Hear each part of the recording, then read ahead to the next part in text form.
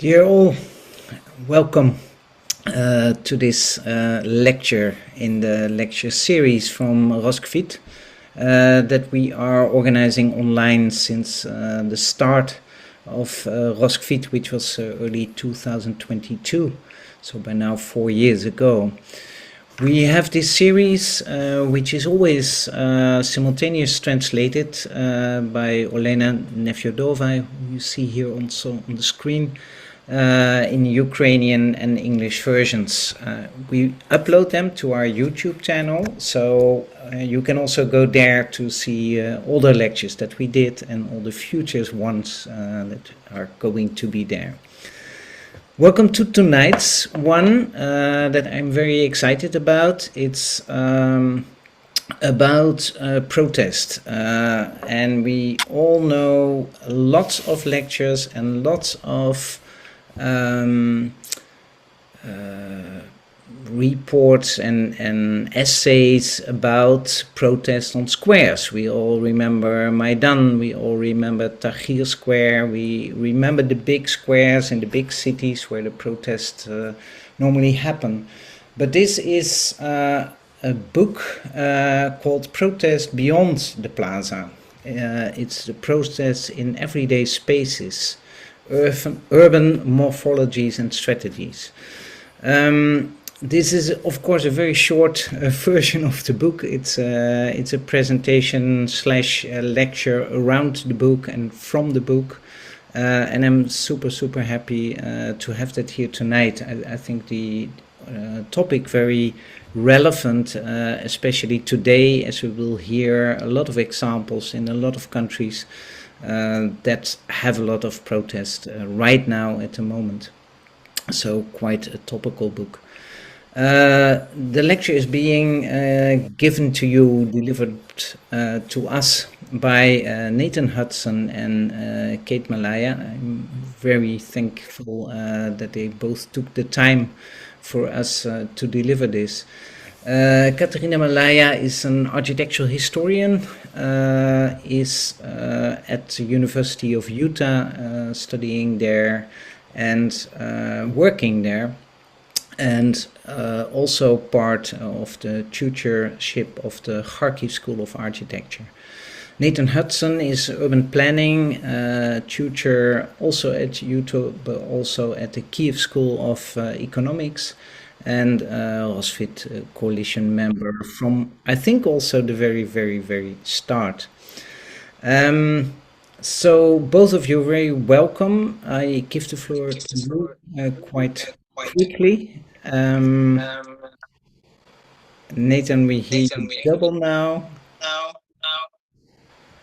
So you have to put on one of your audios off. In the beginning, we did a tech check and there was some problem with Nathan's audio, so he changed now to the phone. So maybe try one. I went down. Can you hear me now? Yes, that sounds very good. And Kate will share the slides also for Nathan. So please, Nathan, go ahead, and the slides should be full screen. Yeah, wonderful. Thank you. Thank you very much. And thank you for accommodating us. Again, my name is Nathan Hudson. As Lilette mentioned, I'm an associate professor at the Kiev School of Economics. And I'm going to be speaking to you today about the book that Kate Malaia and I presented, entitled Protests Beyond the Plaza. And this is Roskvit is what brought us together to work on this project. We put this together over a couple of years by bringing in architects and urban planners from around the world who work on this similar topic of what underlies a protest, how do protests come together, how are they sustained, how is the urban form used to sustain a protest. So, Kate, could you go to the next slide, please?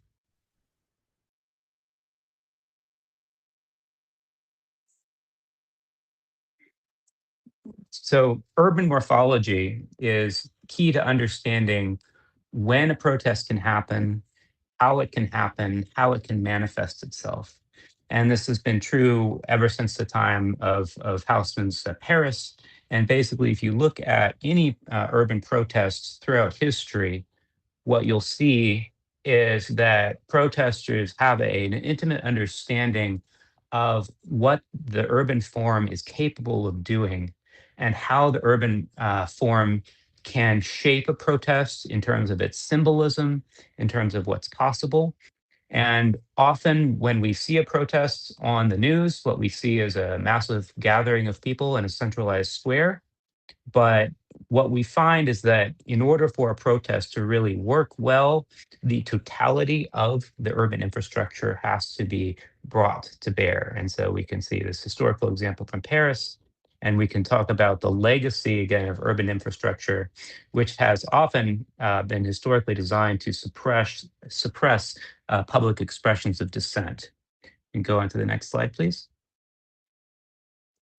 So the point being that when you see a protest that is on the plaza, meaning on the central square, this is the most common place that protesters gather.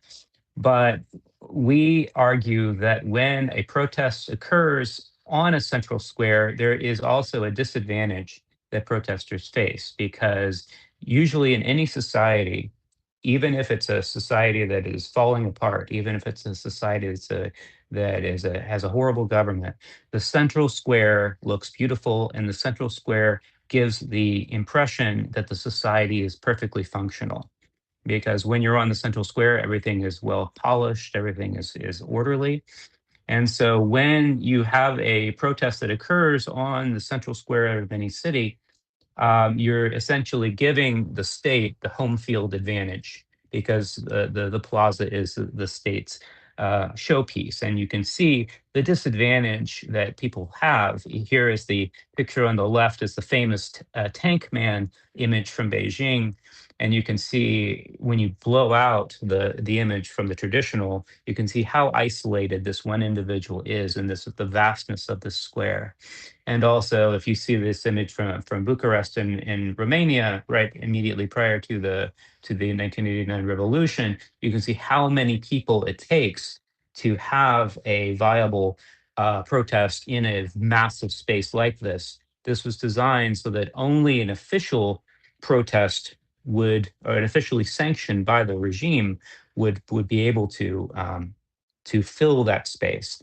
So it's incredibly difficult when you have these vast open spaces to have a successful protest. And that's why one of the reasons why protests outside of the major squares have become much more popular and dynamic in recent years. Go to the next slide, please. So our case studies that we collected for the book. And again, we wrote a chapter and we wrote the introduction. The rest of the chapters were written by other authors. Um, and they covered many different parts of the world, and they also covered different political contexts. So we have some examples of protest movements that have occurred in democracies. To use a broad term for democracy.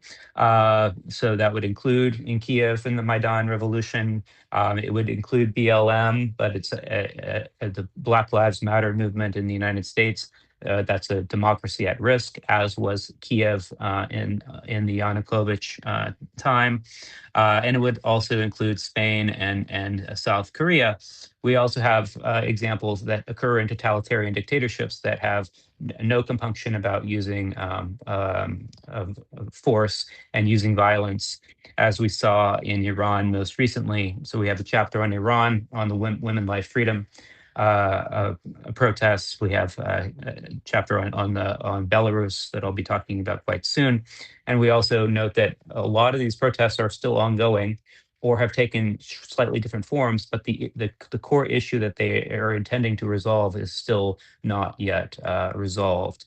And I'll let Kate also comment on this, and then Kate will talk about her first chapter on Kiev. Thank you, Nathan. Yeah, for me, this book was a dream project that I've been thinking of in one form or the other for the last 10 years. Actually, now more than 10 years, ever since the last Maidan in Kiev. In part because I'm a Kievite, and I was hyper aware when Maidan events were happening in Kiev of the role that the city itself, the rest of the city, not just the plaza, played in how the protests unwrapped. And that's sort of where this project started for me. And while I was in the very beginning thinking about Kiev primarily, I also realized that perhaps this same logic is very much true for every protest. That in order to understand what happens, we need to look at how people prepare. How do people navigate the city? How do those in power navigate and see the city? This is very much a sort of a James C. Scott argument, where James C. Scott was writing about seeing like the state, right? So we were interested in how the protesters see and understand the city versus how the state can see and comprehend city space in order to, for the most part, suppress the protest or ignore it in some of our cases. The collection of the cases, we originally aimed at basically covering all of the geographies, and of course, that kind of thing doesn't happen. That's a dream. Can't get enough authors and enough book space to cover every single geography, but we certainly tried, and we also covered a lot of different types of protests, the goals of which were radically different. Some of those protests aimed at certain social change that is actually very relevant for modern Ukraine, for contemporary Ukraine, and we're going to discuss it as we move through the cases and present these cases written by different authors in how we in Ukraine right now could perhaps learn something from other instances of protests around the world. And I'd like to now shift to Kiev, if the slides actually let me shift. Here we go. This is a chapter written by me and my co-author Volodymyr Babi.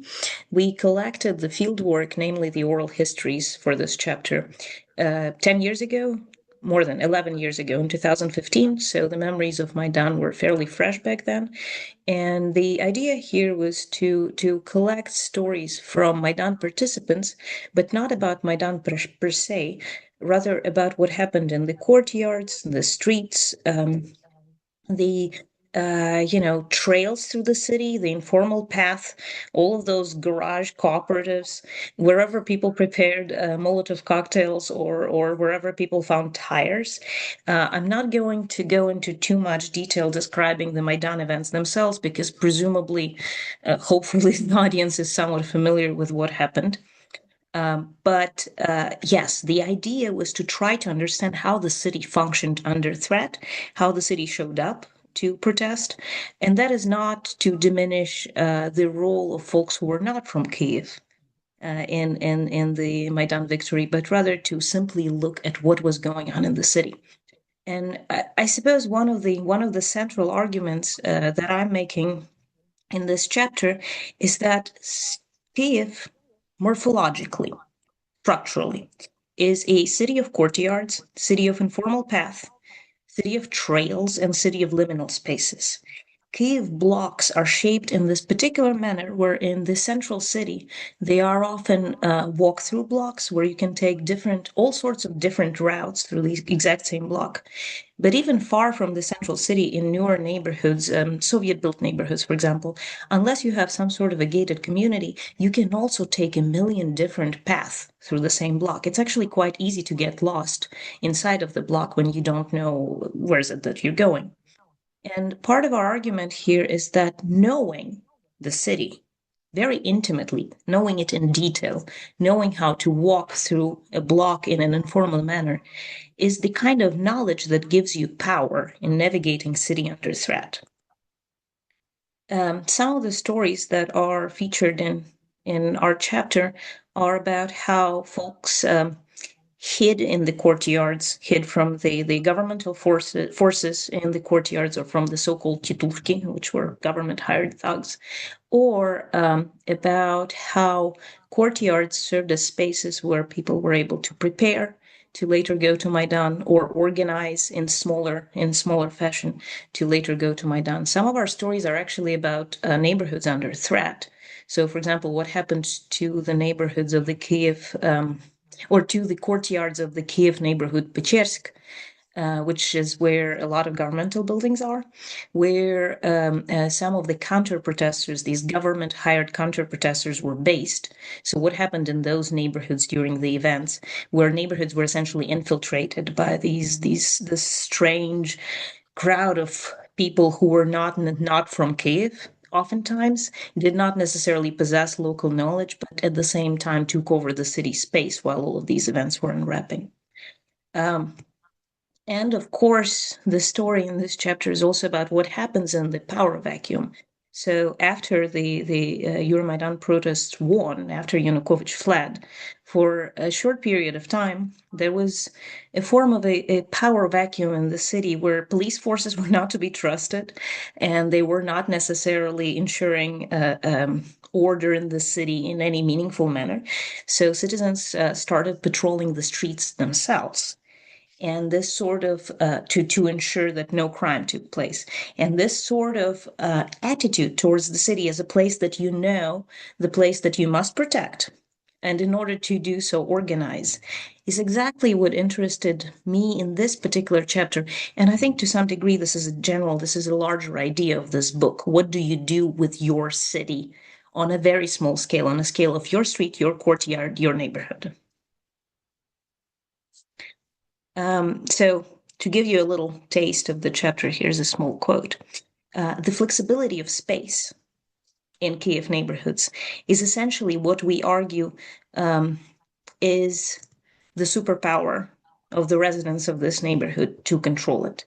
This would be the exact opposite from Haussmann's Paris, that was at least envisioned to some degree to prevent a protest from happening, to prevent the crowds from barricading the streets. In Kiev, it's quite the opposite. The streets are in many ways, easier for the residents to take over. I'm going to pass it to Nathan. Thank you, Kate. And so I will pick up with Belarus.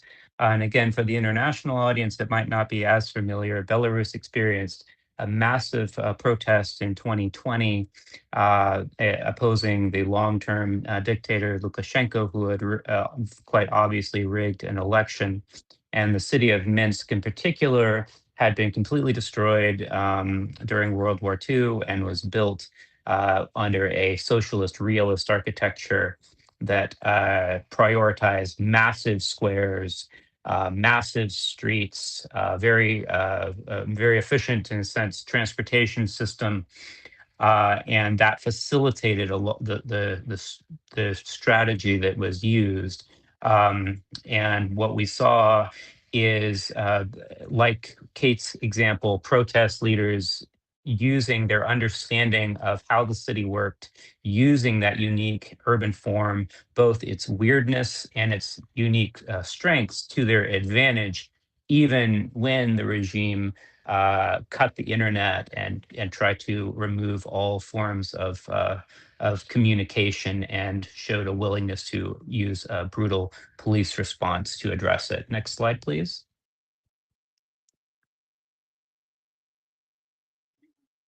Kate, next slide.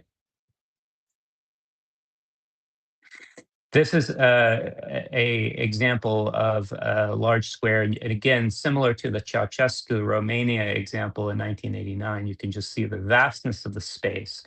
And you can imagine the difficulty of creating a successful protest in a place like this, because even if you have a large number of people, the sheer size of the square will dwarf it and make it look as if it was very small. So it takes an incredible amount of organizational capacity to put together a protest of this scale and have it come off as successful. It almost looks photoshopped, the way that the extent to how huge it is. And this is an example of being able to use this vast space that was again designed to make it so that only officially sanctioned protest would work. and actually turn it on its head. But in order to gather such a huge group of people in a space like this, you have to have an incredibly efficient logistical and communication system behind the scenes that's facilitating it. Next slide, please.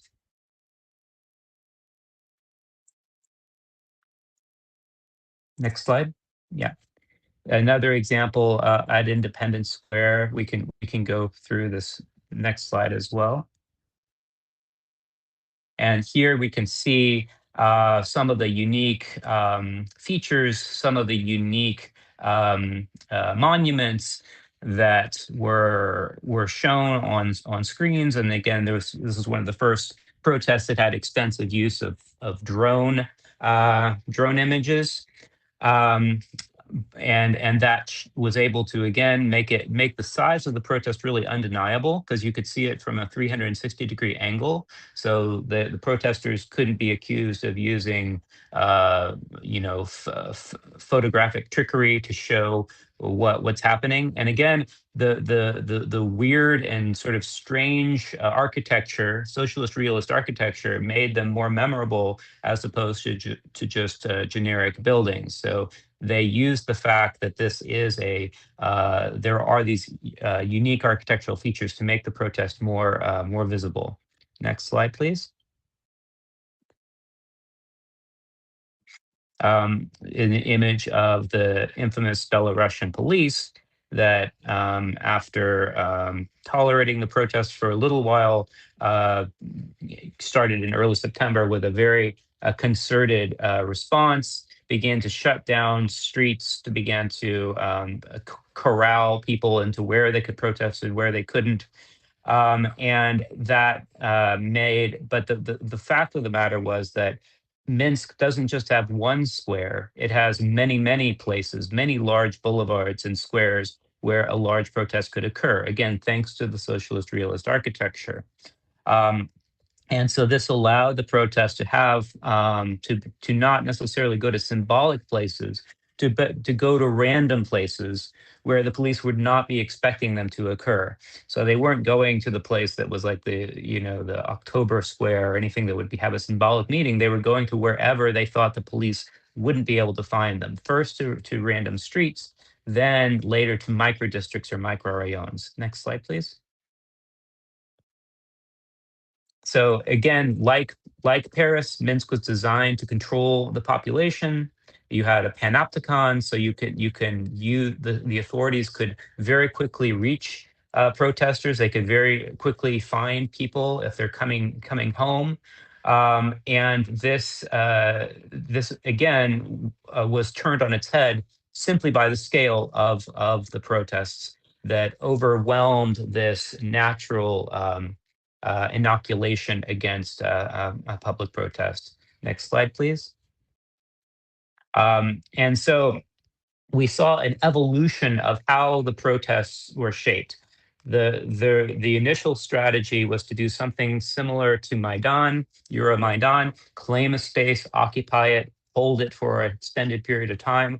But the brutality of the response, the regime's response, made that impossible. So they settled on a rapid convergence approach where they would not give any forewarning about where they were going to go. Everyone would get an SMS or telegram message saying, "Come here right now." And they prioritize the efficiency of getting people to those locations over the symbolism of the location. So said, the people they interviewed said that they felt safe when they were at the protest site, but then once they were coming home, that was the time when they felt most at risk, because that's when they could be easily identified and picked up by the police. Next slide, please. So the micro-rayon scale protest, this was the thing that was made the 2020 protest different from a lot of protests that had occurred after earlier rigged elections by Lukashenko. In that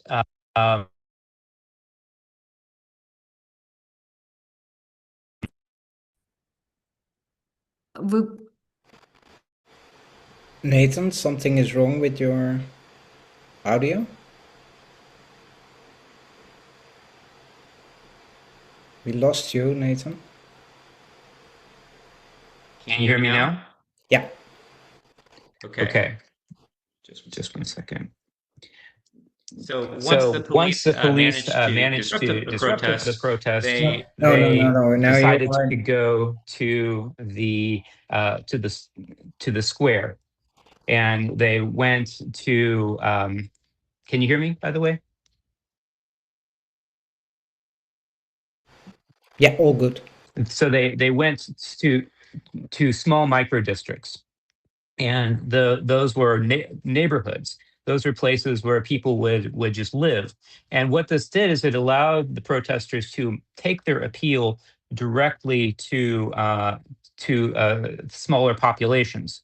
So people that would be watching the official news and would be watching Lukashenko, who was saying that this was all just hooligans, but they would actually see their neighbors protesting right where they live. They could see it from the 12th floor of their window, and that demonstrated that this was not a group of intellectuals or students. This was a whole of society movement, and people also felt safer doing it in that neighborhood. But it also made them, in a sense, more exposed because they were potentially leading the police to places where they actually did live. Next slide, please.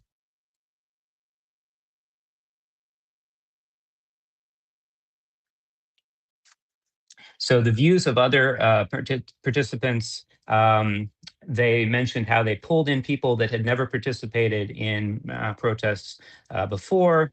They provided also a system for dialogue to talk about all the problems of society. They said a lot of people always said that we never knew our neighbors, we never had any interaction with our neighbors until these microrayon-based protests. So unlike the mass protests where everyone sort of gathered in a central square and felt, in a sense, unity, but they didn't know anyone else that was there. In the Microrayon-based protests, they were very intimate, and they did really speak to the kitchen issues that people, even if they were not as politically minded, had with the Lukashenko regime.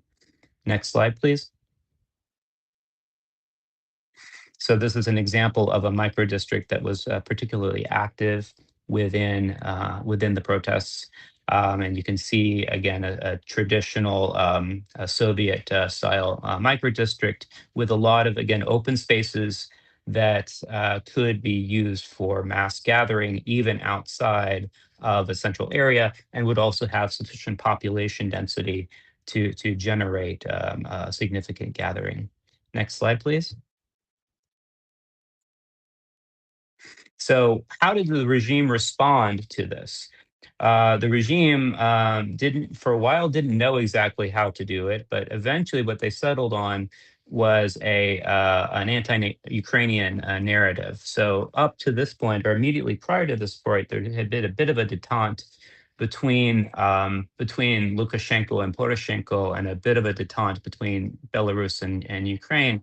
But during the protest, Lukashenko shifted right back into a very strong anti-Ukrainian narrative and started spinning stories on the official news that it was Ukrainian agents behind the plot, and they of course planted this very comic evidence that everybody was walking around with pictures of Bandera in their wallet, and they found wallets that said, service, safety service of Ukraine, and they found people with Nazi tattoos or whatever, and they're trying to say that they're all Ukrainians, that they're Nazis, and they're all that sort of stuff. And so they were using that same narrative that we've seen picked up by right-wing governments in other places as well, following this. It was kind of an early version of that narrative. Next slide, please. And the other major tactic that the regime used was to repurpose that same space for its essential official purpose, its intended function of the mass protests in the square.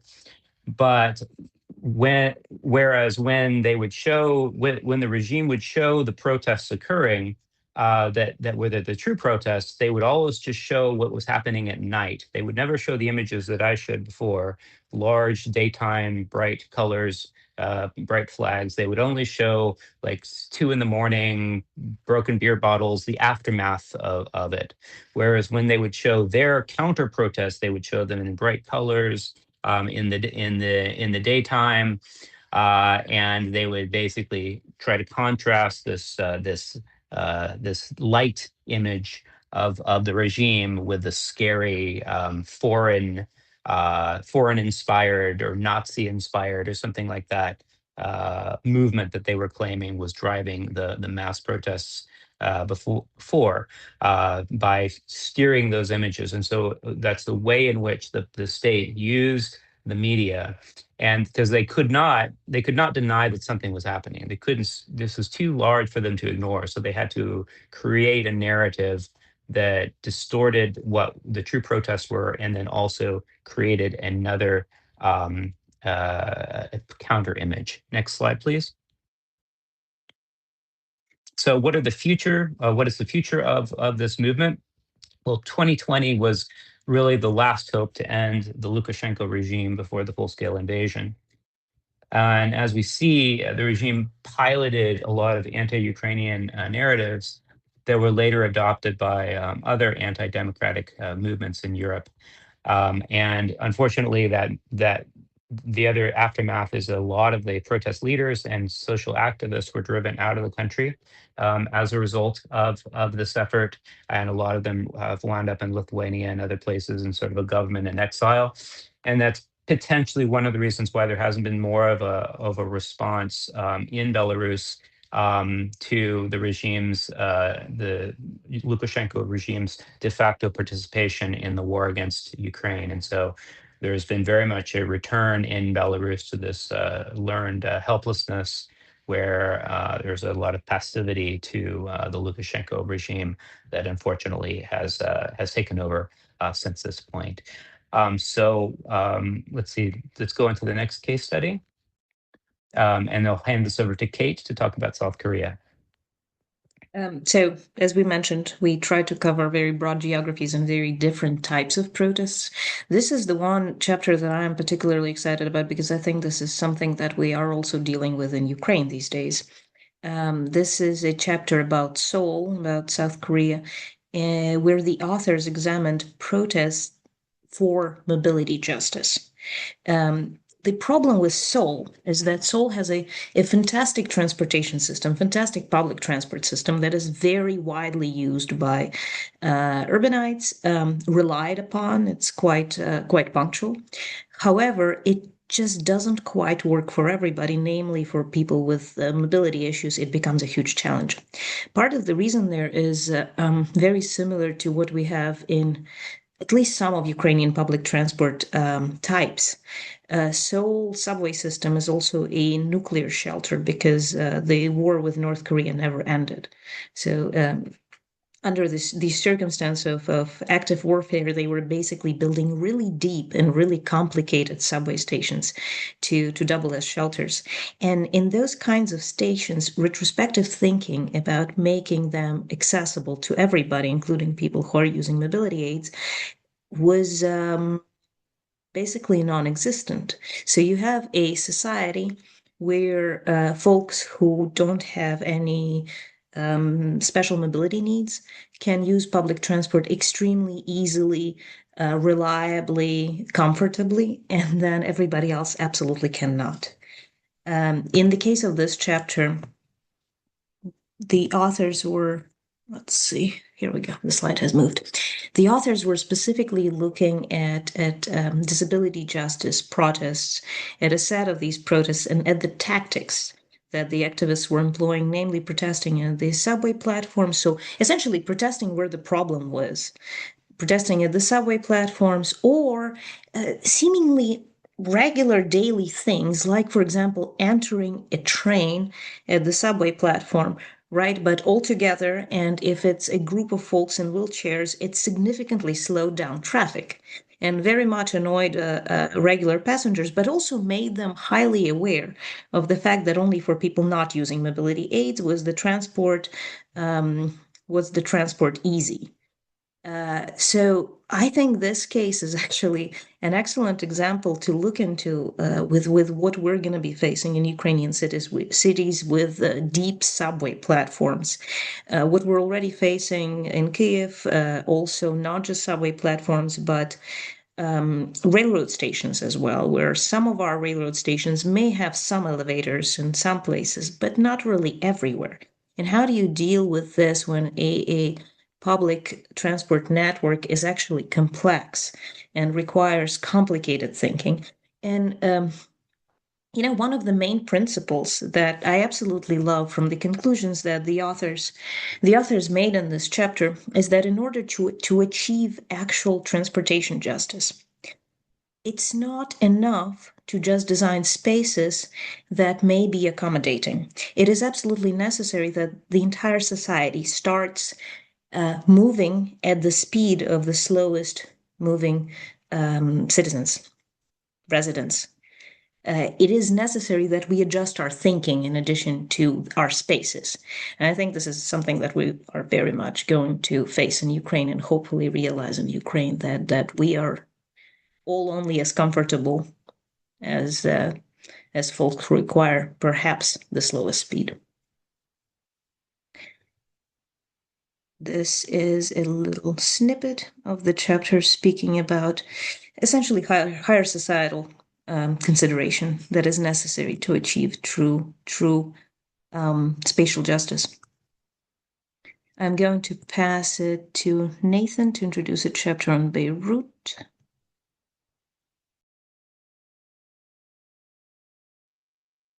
Thank you. So we have two chapters that are related to the Middle East, an area of the world that's definitely in the news quite a bit these days. This is a chapter that was written by Ahmed Khalife on Beirut. And I'm just going to talk very briefly about these two case studies because one of the major points that she's making is that Beirut is a sectarian society where it is a democracy, but it's a co-social democracy in which you have different sectarian groups that don't have a lot of interaction with each other. And she was mentioning that the protests that occurred in 2019 were brought these groups together for the first time. And one of the major ways that they did this was to create spaces for dialogue, create spaces for normal life in the city center, and repurposing that urban infrastructure that was designed for control to just be for normal everyday things. So they would establish little cafes, and they would establish sort of urban guerrilla infrastructure to create room for normal life and create conditions for a new social contract. Next slide, please. In looking at Tehran, Tehran, of course, the center of the Women Life Freedom protests that preceded the protests that took place immediately prior to the war that's going on there right now. And this is the chapter by Vafa Dianadi and Asma Mehan, two Iranian specialists who are looking at a unique neighborhood that was designed for unique purposes.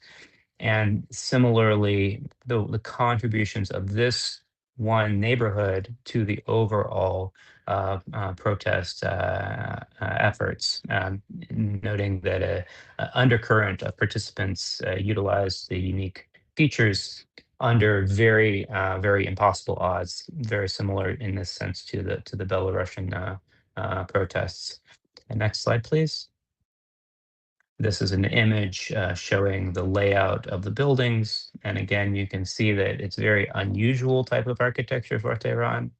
And it's very much more similar to Soviet era architecture, and the understanding of this unique architecture was essential to facilitating success, or not, sustaining the protest for as long as the protest was sustained. Next slide, please. And this is an example of the different spatial features that were mentioned. It's similar to what Kate was mentioning in Kiev, a porous built form, pedestrian-friendly spaces, how each one of those spaces impacted the tactics and the counter efforts, as I was mentioning in Belarus, how the regime responded and tried to keep ahead of what the protesters were doing. And so you basically have this arms race where protests are innovating, regime is innovating, and each is trying to keep ahead of each other in adapting their tactics to keep the protest going against increasingly impossible odds. Next slide, please. So Kate will talk about the United States. There's also a chapter on the United States by Jacqueline Sawyer. And the chapter really, this is a bit funny because it sort of traces multiple different protests with decades between them. And, looking at the United States right now, there was just a very major protest the other day against the current administration. So it's really, it's a recurring theme, let's put it this way. And I think it's actually a great reminder that protests are not a single event in time that will never repeat again. It's actually always a process. But in this case, she was looking at the civil rights protests in the 1960s, including the very famous protest in Selma, Alabama. And she was also looking at the BLM protests. And the author specifically made this argument that I'm going to show you if the slides move. Here we go. That the spatial separation is a central tactic of racial segregation in the United States. And it's crossing these spatial boundaries. In the cities, often invisible spatial boundaries. There doesn't have to be a fence. There doesn't have to be any kind of signifier that you have crossed from one bubble to the other. But crossing these spatial boundaries is often an act of protesting. It's often an act of defiance. It is also something that can get people in trouble, particularly African Americans, who tend to be much more policed than everybody else. And well, in current reality, also immigrants of any kinds are perhaps added to that category of people who are policed more than everybody else. But essentially, that space plays a central role in both oppression and protesting oppression and sort of defying that oppressive order. The next chapter, and we're nearing the end here, but there are a couple more chapters. The next chapter that we're going to introduce very briefly, but it's extremely interesting, is a chapter on Myanmar, and the various tactics of resistance in a society where a protest is essentially never ending. Myanmar has been ruled by military dictatorships, various coups for a rather long time. And under all of those dictatorships, there have been protests. And whereas the protests may start as actual protests at the plaza or may end that way, outside of this sort of active phase, there's also digital protesting. This is true for any instance that we're describing in this presentation, except for probably 1960s civil rights protests in the United States, since digital resistance was not yet a thing. But digital resistance is definitely a component of all modern protests. However, in this case, the authors argue that digital resistance is particularly important in Myanmar because in a situation where physical protest is perhaps not achievable, and in the situation where organizing and financially sustaining the sort of the information network, financially sustaining activism is essential, digital platforms can play a very important role. At the same time, the authors also talk about how digital platforms are a double-edged sword because on one hand, digital platforms let you, like Facebook, for example, let you spread the information about the protest or let you spread the information about alternative means of participation, like donating or some such thing, but they also make you more visible to the authorities. Something similar also happened with the protests in Seoul and South Korea, where activists advertised their protests on social networks, but sometimes the trains would just bypass those stations at the time they were protesting because the authorities were aware that the protest was going to be there. Right, so double-edged sword always, but rather important in particularly in free societies. And our final case that I think, it's relevant for everybody, really. The author about, or the chapter about protests in Spain, particularly in Alicante and Seville, highlights a very important spatial factor, namely that a protest is the tip of the iceberg.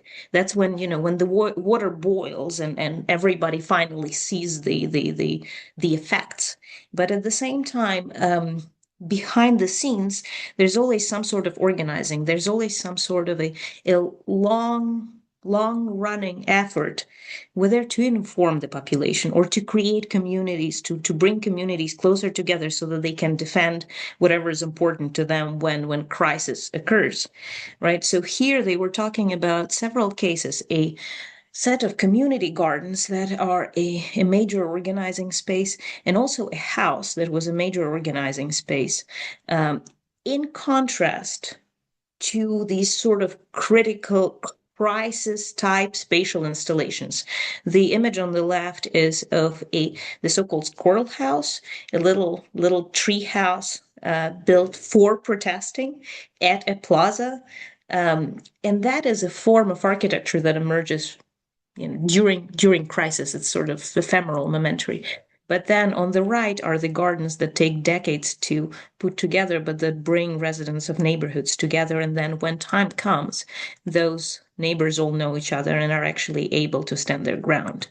Another image from the house where a lot of organizing happened in Alicante, and that was central then to protests successfully defending the neighborhood against financial interests that may have gentrified it and so on, and sort of remains in the memory of the participants, but is usually not looked at by the media, because why would media look at some gardens or some little houses of the organizers when they're examining a protest? That's not a particularly flashy image, but that's exactly what interested us in this book.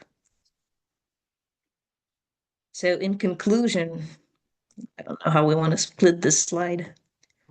I'll just to read it. So resistance is inherent to the human experience, and we see this all over the world. We see similar factors occurring all over the world, and we see these groups learning from each other, adapting different strategies. One strategy we didn't mention is the be water strategy in Hong Kong, to stay ahead, to always be moving.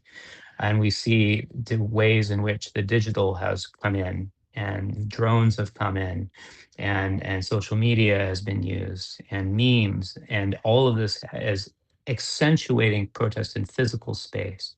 If memes were enough, then that's all people would do. If digital was enough, that's all people would do. But we see a continued currency in physical assembly, but we see that has to constantly be evolving.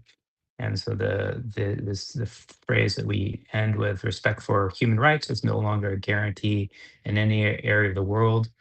And so the response has to be that the entirety of the city is the free speech zone. You can't have a free speech zone in the middle of the city. It has to be the city, it's a totality. And you can face your oppressor where they live, which is the square, but where you live as well. So thank you very much, and would be very interested in taking your questions. Thank you. Very, very interesting indeed. Thank you so much for this insight and this quick overview of the world. Makes us all curious, at least me curious, let's speak for myself, for actually reading the book. So I'm looking forward to go doing that. It would be good if you put a link to where people can get hold of it in the chat. It would be nice. So to all the people, you can get your questions in the Q&A. You can post them either in Ukrainian or in English, whatever you want.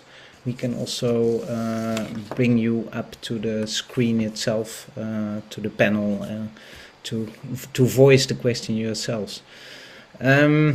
I want to kick off with to basically the two of you. We saw tactics from protesters, and we saw also tactics and reactions from oppressors, very often state powers. But also, you indicated quite a few times the way in some regimes actually architecture and spatial planning was used beforehand already to suppress the possibility for protest. And I wanted to turn it around and ask, do you see possibilities, but maybe even responsibility for urban planners nowadays to do the opposite? So how to facilitate protest? Are there tools to be given or things to take into consideration? Yeah, I jump in. I think I have a bit of an answer. I think it's Lilith, thank you. This is an excellent question. I think it's a question of ownership of urban space. Who owns urban space?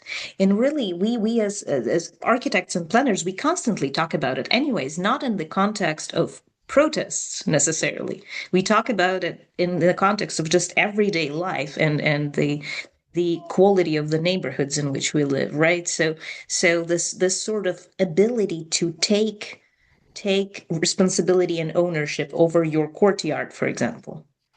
That is the exact same mechanism that in crisis powers protest. I don't think there's much difference there, really.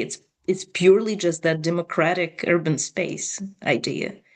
And in the case of giant boulevards and enormous plazas, they don't belong to the people because people can't take ownership of them unless they do, like in some cases of successful protests that are successful despite the odds. And so, yeah, providing space where people can assemble. I think general urban planning principles, like a less auto-dependent urban form, tends to be better for protests, because it's very difficult to catch anyone's attention if everybody's driving.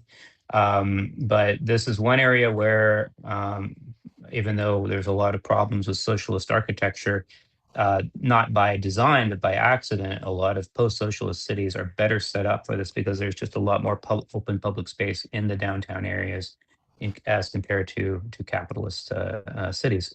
And so, but there's nothing that can, you don't need to do all that much, because we've seen so many examples where people took a space that wasn't designed and they adapted it so that the protest was still successful, even if it wasn't set up for that. Thank you. There's one question in the Q&A from Alexei. He's asking, he's first thanking you for your brilliant lecture, and asking how effective can be purely non-plaza, that is on the neighborhood level, protest in reaching its aim. Does this depend on the type of the protest, the king of political regime in the country, etc.? The king of political regime? Kind, probably. Sorry, yeah, sorry. Any of you? Do you want to jump in? So I guess the question is about whether or not that the purely neighborhood scale, that's, I mean, we rarely saw something that was only in the neighborhood. We would usually see a combination, but sometimes the neighborhood scale is a way to broaden, is a way to sustain for a longer period of time, because what we see is that sometimes these movements don't ever really go away, but they rise and they fall. And the neighborhood can be a way, one, of sustaining because it's less logistically complex. And it can also be a way of evolving, because the protest in the square, it tends to be a big central speaker, and it tends to all be, again, a mass movement. So it visually looks like a big, like, communist gathering where everybody's on the same page. And sometimes that doesn't get to the nuances of what the social issue is. And so it's sometimes a smaller scale protests, which don't necessarily assume that everybody that's on the street is there for exactly the same reason. If that is the case, then it's sometimes easier to say, well, you pick the most extreme, the most extreme poster that you show, or some guy that looks very extreme, you just show that person, and then you use that image to paint the entire group with that image.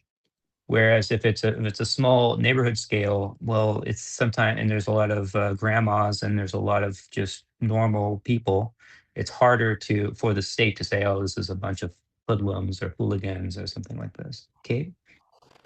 I guess it's like the question of whether the neighborhood scale, whether small scale holds in relation to protests like Maidan, the Revolution of Dignity, for example. I think the small scale always holds because a lot of the reasons behind why people joined the Revolution of Dignity were, in a sense, private reasons, private but relevant to all of us as a society, sort of thing. The original moment of Yanukovych refusing to sign the association and secure all of us Schengen-free travel. That is, you can argue that that is a private motivation for sort of the freedom of movement that we eventually did achieve with the non-visa status or non-visa regime with Schengen zone.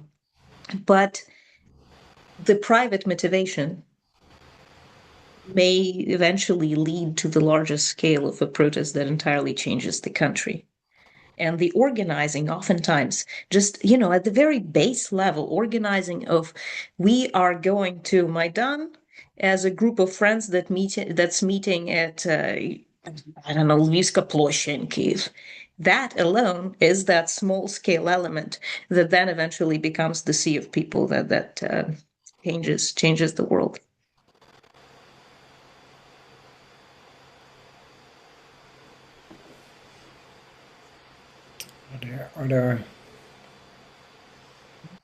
There's a question in the chat about Korea, and it's talking about the tactics that are used and the controversial nature of this tactic, because it does, of course, inhibit freedom of movement, and that is, of course, it does, harm, in a sense, regular people. You could make the argument that it's harming regular people.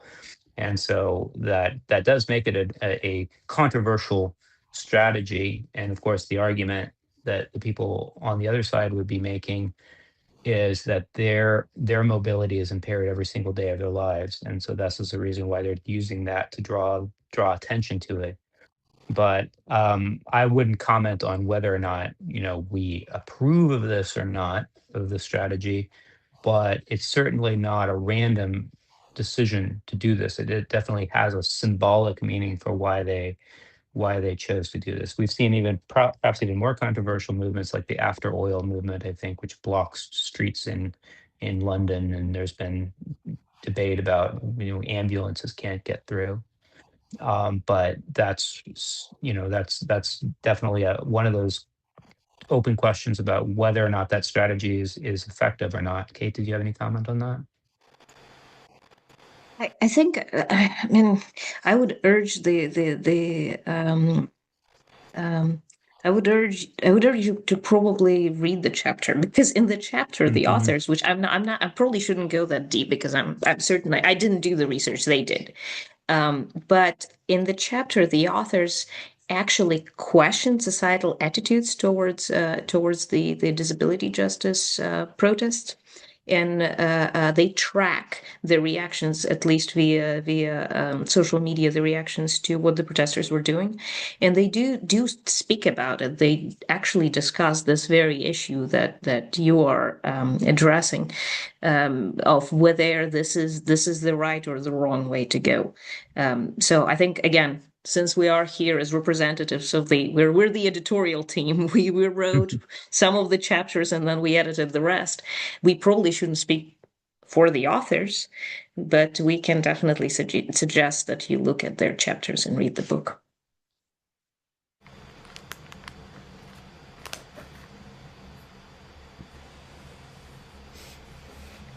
Did you also look at the effects of a protest in a neighborhood of a certain kind? You were telling Kate when it was about a Black Lives Matter movement, how just the movement of coming from this one place to the other where you were not supposed to be was the act of protest already. I recall a protest here in Amsterdam, which was about poverty, and that was deliberately going through one of the posh, rich streets where there were the big shopping mall and also Prada and all the big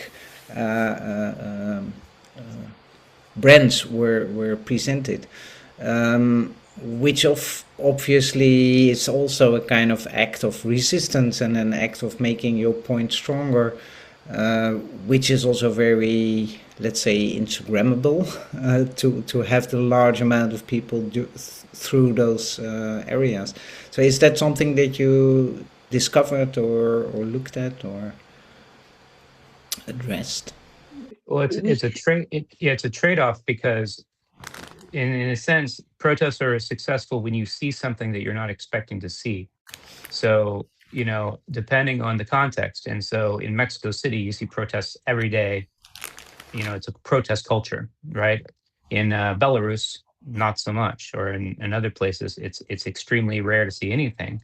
And so, saying something that you're not expecting to see, or a provocation of that nature, is an advantageous thing. So if you have a group of people that's going to a place that they are either due to law or due to custom, or they're not expected, or people tell them they don't belong in that place or something like that, and they go there anyway, that can be seen as a way to make the protest more visible, like you're mentioning. Of course, the counter argument is that, with the argument that we make in the book, is that usually when people understand the spaces very well, they have the best ability to repurpose those spaces. One, because they understand, like Kate says, ways to escape, and two, they understand the symbolism of the space. And so this is, in a sense, a disadvantage when you say everybody gathers, everybody goes to a different city, or they go to a place where they don't understand the local features. And that places, in a sense, the state at more of an advantage, because the people don't have the local knowledge. But of course, there's a logic in bringing people all together in one place, and sometimes. Kate? There's actually, this is a question that also relates to that previous question about Seoul and the protesting on the subway. From what I understand, in South Korean context, protests are rather common. And in fact, they're almost sanctioned places for protests, but the subway isn't one of them. So that's the exact reason why these protests are happening on the subway, because in order to create change of any kind, in order to cause a reaction, indeed, you have to step out of the normative. And the normative may also be the sanctioned place for a protest, the so-called public place, right? Into something that is uncommon for a protest. But then occurs also the fine line between,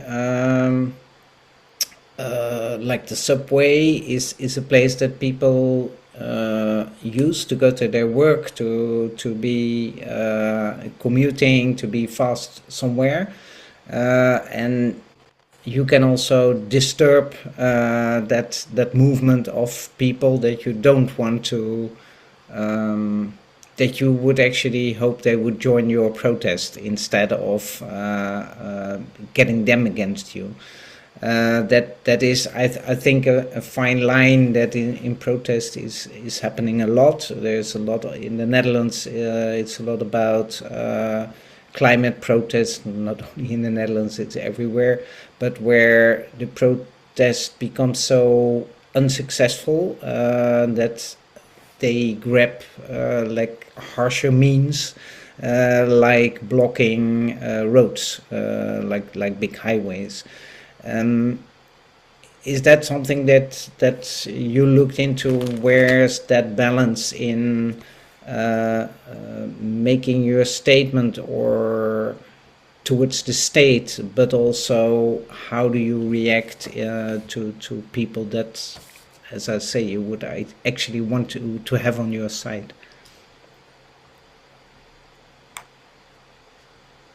What if that is a question not just about urban form, but also about the whether a protest is normative within the society.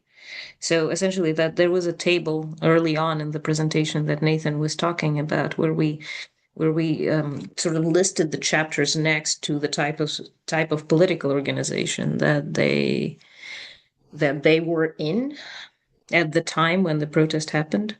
And many of those protests were, in fact, majority society movements where not everybody, it's never everybody, but a lot of people were on board about a specific cause or a specific set of causes. Whereas in the case of, for example, nobility justice protests, clearly it is one group, and it is a minority group that is disadvantaged, that is trying to state its problem and resolve its problem, right? So yes, of course, I think it would go very differently, dependent on what the protest is. But it is quite curious that the minority cause, or rather the cause that's being advocated by some sort of a minority, the causes can be drastically different. The causes can be easy to understand, like mobility justice for most people, I would hope, or they could be slightly more dividing in many ways. Contested, yeah.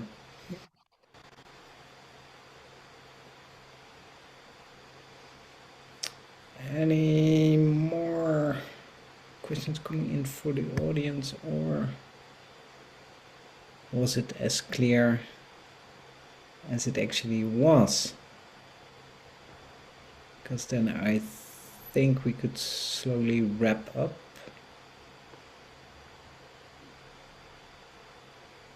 Well, thank you so much, Lilette. Yeah, I think that this is only scratching the surface of what is a global movement. And what we were struck over and over again by the commonalities that we would see, the similar types of debates, like we heard about when are you going too far, when are you going to do more harm than good, and the economic trade-offs as well, because obviously anytime you have a group of people coming together, they're taking off work. They're also potentially opening themselves up, even if they're in a democratic society, they're potentially exposing themselves. There could be some sort of repercussions for them, and so people think about participating or not participating very seriously. And in order for this to continue to happen, they have to see the possibility of a result. And so it's important to think about when is that benefit cost ratio there, that a society can't sustain a protest, because if the state is so effective at either shutting them down or in always using media at its disposal to distort the image, then they will cease to occur. And so that's, I think, why it's important to understand why the commonalities with these approaches and why they're taken. Kate, do you have any final comments?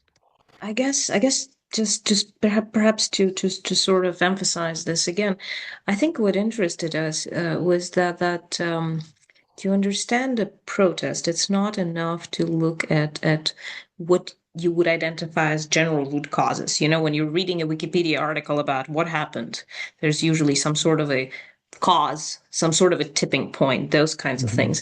But we also wanted to see what happens in the city during a protest, before and during a protest, 20 years prior to the protest. What happens that eventually gets you to that tipping point?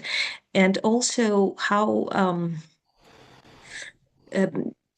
what is the role of the city? What is the role of space in the causes of the protests and in the processes of the protest and the protest sustaining over time?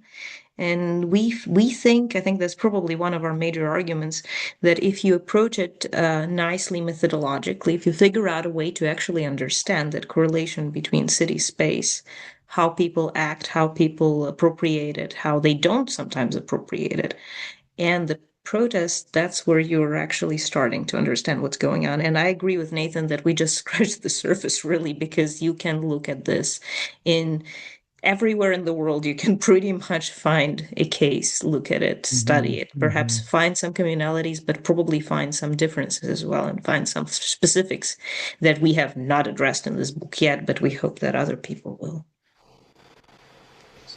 So thank you so much, Lilette. Thank you to Rossfit Urban Coalition and to Volko Treffers and Oleg Drozdov, the heads of Roskvit, and to Elena, especially for translating all of our words here so effectively. Again, please follow up with us if you have any other questions or want to speak further on the book in a more informal context. Thank you, Lilette. Over to you. Thank you again for being here and doing this. Indeed, let's hope for many follow-ups on this. And what I said in my introduction, so getting away from the big squares and getting into the city fabric itself, I think it's a very important move and very topical at this moment. So thank you, and to the audience, stay tuned, look at other lectures that we already did, or stay tuned on the next ones coming up on roskvit.com. You can see our YouTube channel and also possibility to sign up for our newsletter. Thank you very much, have a good night, and also Elena again, thank you. Bye-bye.